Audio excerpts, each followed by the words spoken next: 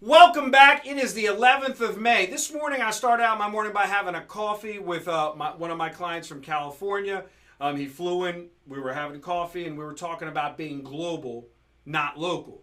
And we were talking about the merits of not caring about what shape the ball is. Now, one of the things, like I tell my clients, I'll be having my roundtable tomorrow in lovely Summerlin, Las Vegas. I'll be on the radio at sportsbookradio.com with Brian Blessing on Game Time 920. And my man Mike behind the video camera will be running my East Coast office as he always does.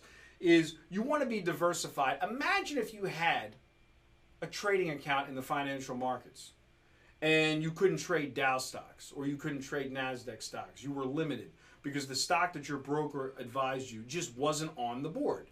This would be akin to having access to winning information and not being able to put the trade in. This is what happens when you're working with a credit out, a bozo bookmaker on the corner that gives you a bullshit line and you simply can't get down with the right line at the right time. Because as I say on my Betting as a Business 23-minute and 26-second tutorial over here that I have at daytradesports.com, which is you want to treat your betting as a business, and me and Brian Blessing did this video to educate our clients. Not even to sell a product. You can go to daytradesports.com, call the offices at 888-201-4201 while I'm in Vegas, and my man Mike will give you the username and password, and you can watch, listen, and learn how to treat your betting as a business for any and grass trading sports as opposed to just betting your favorite game for the purpose of betting your favorite game. Because when you decide that you want to treat this as a business, not a losing hobby, that is when you take your wagering to the next level, the real level, the profitable level. I was talking to David in the Midwest, and we were talking about defining time frames. I meet my clients like I did this morning. I break bread with my clients. When you have a hedge fund, if you're watching this video, or you invest in a closed-end hedge fund, there's something called a lock-up period. You put your money in, you can't get your money out for a year, for 6 months, or for 4 months, and you're not involved with the minutia of betting every game or every trade and following the minuscule up and the down, up and the down. So what happens is, while the beards are wearing their sunglasses and they're wearing their hats and they're walking in because they're running money for the largest groups in the world that we're connected with, the squares that don't have to wear the hats, the squares that don't have to wear the sunglasses, they simply lose because they're playing the square way. They don't know how to go 1-3 and actually make money. My U.S. clients yesterday in MLB went 1-3. I'm going to repeat. 1-3. Did we lose yesterday, Mike, going 1-3? No, we did not. We made 1.65%. You make 1.65% a day in your checking account, you're happier than a kid in a candy store. 1.65% on 1-3. So a guy with a 100-dime bankroll makes $1,650 going 1-3 because he had the proper money management. He had 1% on a game, 1.5% on 2 games, and 4% on 1 game. Very small percentages risked on his overall capital. If you understand bankroll money management, this is treating your wagering as a business. We also made 8% in our international soccer syndicate. Today, we made 25%. I didn't do the math, but I'm taking your word for it.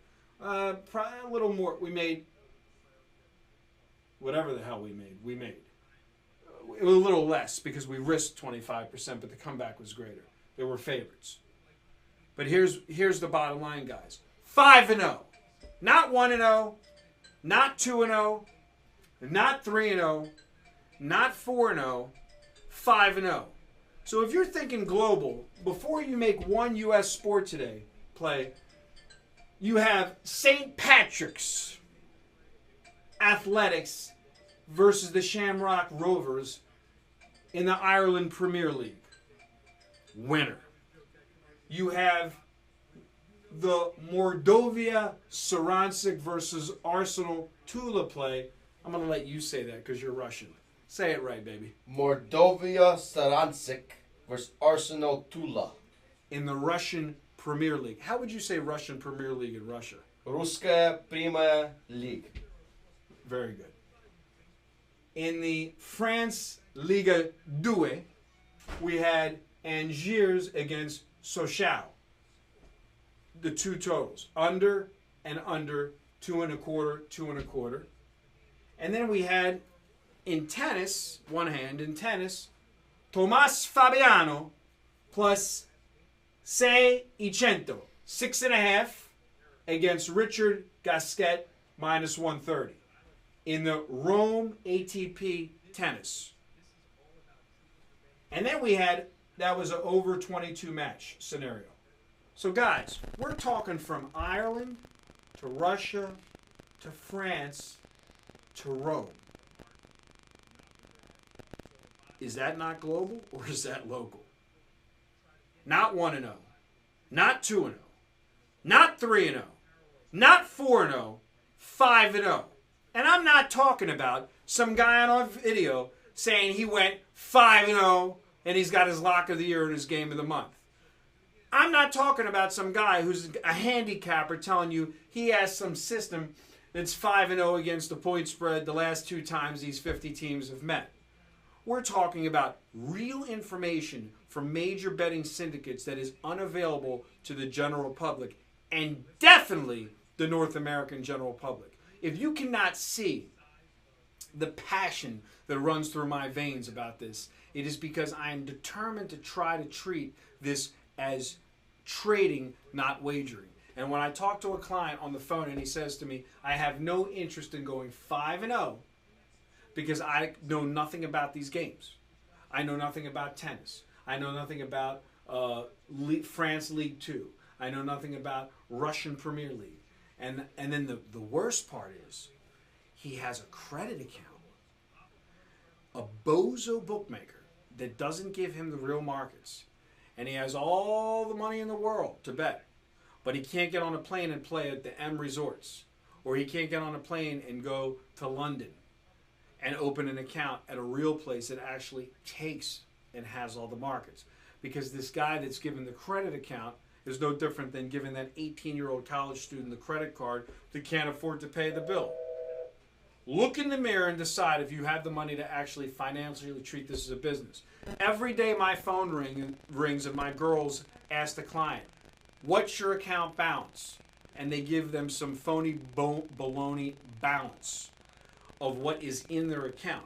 The real question is, if you could get on a plane and come to Las Vegas and meet me, break bread with me, sit down with me, what would be your bankroll no different than when you fund your trading account to trade Apple, to trade Microsoft, to trade Exxon?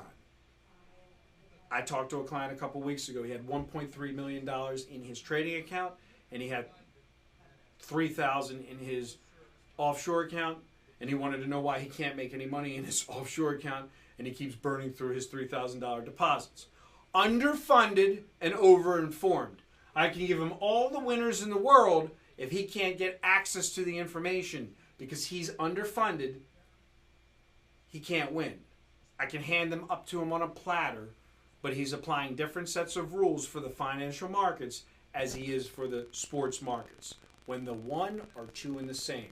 So, I look forward to meeting my clients tomorrow in lovely Las Vegas, Nevada. This is your 11th of May report. Congratulations to all clients that went not 1-0, not 2-0, not 3-0, not 4-0. I'm going to let him say it in Russian. How do you say it in Russian? 5-0. There you go. Good day and good luck.